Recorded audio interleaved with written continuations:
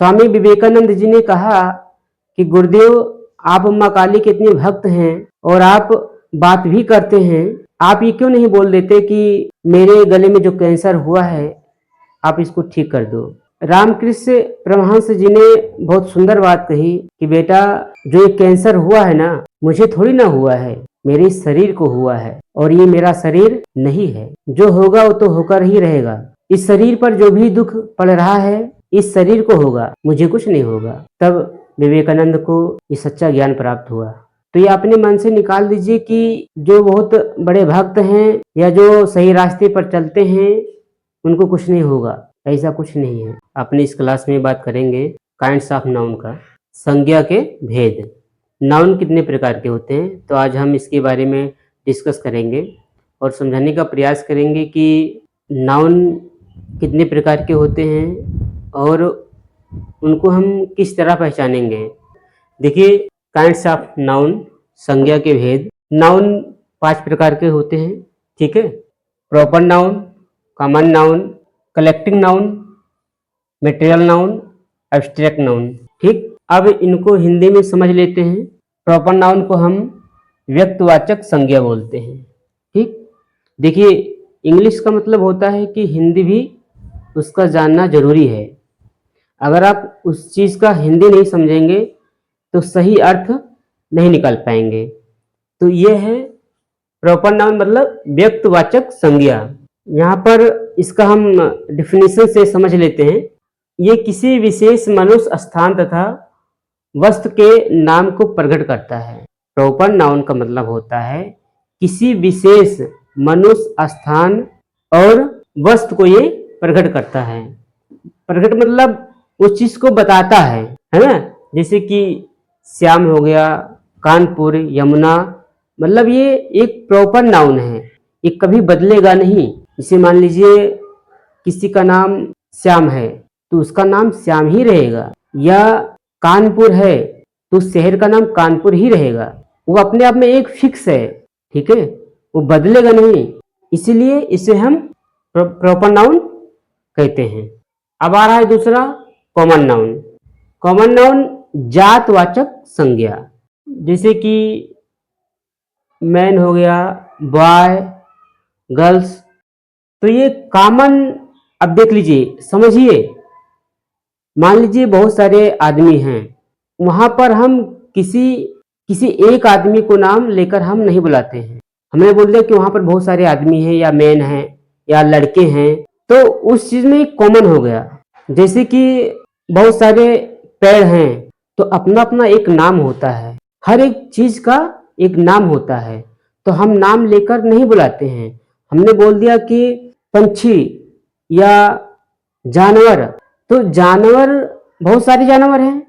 हमने ये नहीं कहा कि गाय, भैंस, है ना। जानवर मतलब सभी जानवर के अंदर सभी जानवर आ गए, चाहे चीता हो, बाघ हो, हाथी हो, छगड़ी हो, कोई भी जानवर हो, तो जानवर बोल दे तो मतलब एक कॉमन हो गया, तो इसलिए हम इसे कॉमन नाउन कहते हैं। तीसरा आ रहा है कलेक्टिव नाउन, यानी कि समुदायवाचक संज्ञा।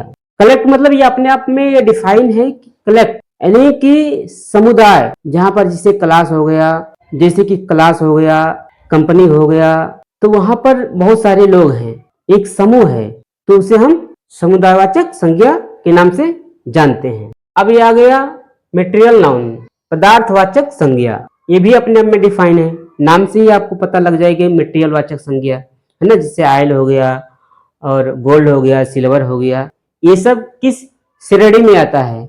ये आता है मटेरियल नाउन में, ठीक है। अब आ रहा है पांचवा, एब्स्ट्रैक्ट नाउन, भाववाचक संज्ञा।